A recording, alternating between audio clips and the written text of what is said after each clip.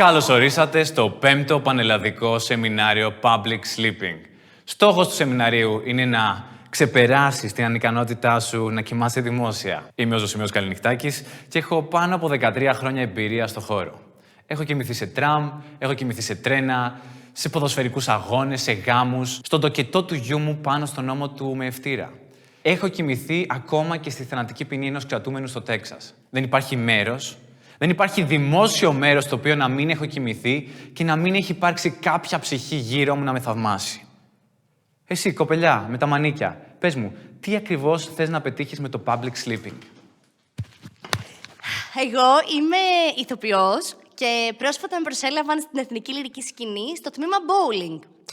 Κάθε φορά που παίζουν οι αντίπαλοι, θέλω να τους δείχνω ότι δεν μασάω με αυτάδια.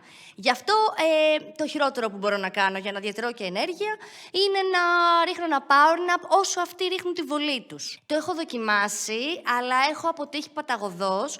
Νιώθω κάθε φορά τα βλοσιρά βλέμματά τους να με χτενίζουν και αυτό με κάνει να μην μπορώ να ηρεμήσω και να αποκοιμηθώ. Έχω προσπαθήσει να τους φανταστώ γυμνούς, αλλά αυτό με κάνει να σηκώνομαι και να τους προσφέρω ζακέτες πεφτουλιάρικα. Είμαι απεγνωσμένη, Ζωσιμέ μου, βοήθησέ με. Είσαι στο κατάλληλο μέρος. Εσύ, φίλε μου, με το φανταχτερό καπέλο, πες μου. Εγώ θέλω να με ξέρουν όλοι. Θέλω να μιλάνε όλοι για μένα.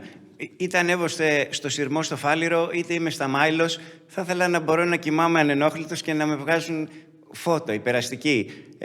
Είδα πρόσφατα ένα τυπά στο αεροδρόμιο που είχε απλώσει και τα πόδια του χαλαρά πάνω στις καρέκλες και περαστικά πιτσιρίκια βγάζαν selfie μαζί του, τις πόσταραν στα social.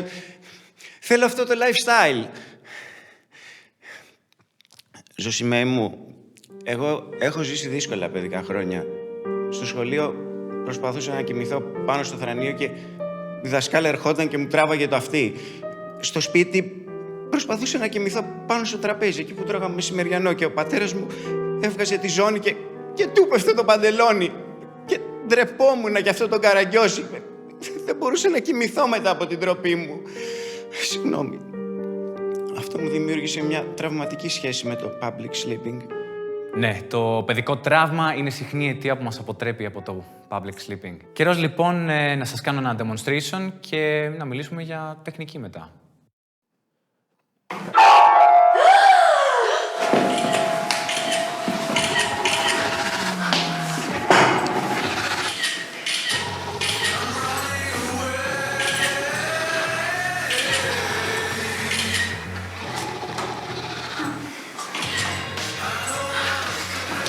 Αυτό που μόλις βιώσατε θα είστε σε θέση να το κάνετε κι εσείς. Μια γνωστή υπναγωγική τεχνική είναι να μετράς πρόβατα. Αλλά αυτή δεν είναι όλη η αλήθεια. Μπορείς να μετράς το οτιδήποτε, αρκεί να είναι θηλαστικό και να πηδάει πάνω από κάτι σαν φράγμα. Μπορεί να είναι ένα μικρό κοάλα το οποίο πηδάει πάνω από ένα κλαράκι. Πέρσες που πηδάνε το φράγμα του μαραθώνα. Δούροι ύποι που πηδάνε τροϊκά τείχη. Πουριτανούς που πηδάνε τους ηθικούς τους φραγμούς. Ωστόσο, αυτό καλύπτει το σκέλος του ύπνου. Πάμε να μιλήσουμε για τον δημόσιο ύπνο. Η τεχνική είναι ίδια, αλλά το θηλαστικό επιλογή σας αυτή τη φορά θα πρέπει να είναι δημοσίως γνωστό. Οι Πουριτανοί, για παράδειγμα, καλό θα είναι να έχουν τραβήξει μια τσοντούλα που να έχει προβληθεί παντού. Οι Δούροι ύποι θα πρέπει να έχουν τραγουδήσει στη Δουροβήπιον. Εν κατακλείδη. Δημόσιο θηλαστικό που πηδάει πάνω από κάτι σαν φράγμα, συν αρρύθμιση του εκάστοτε δημόσιου θηλαστικού. Απορίες? Γεια σας, παιδόνια! Είμαι ο Λέο Τερλέγκο, απόφοιτος της Ακαδημίας. Unleash your public sleeping by Dr. Ζωσιμαίος Καληνυχτάκης. Και είμαι εδώ για να σας δώσω ένα demo του τι έχω μάθει στο σεμινάριο. Ύπνος στο public space.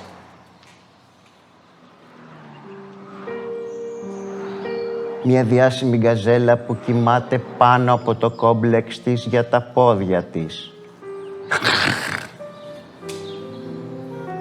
Δύο διάσημες γκαζέλες που πηδάνε πάνω από το κόμπλεξ τους για τα πόδια τους. Χαμωτά, δεν μπορώ να κλείσω μάτι. Μάτι, είμαι το αντίθετο του ύπνου.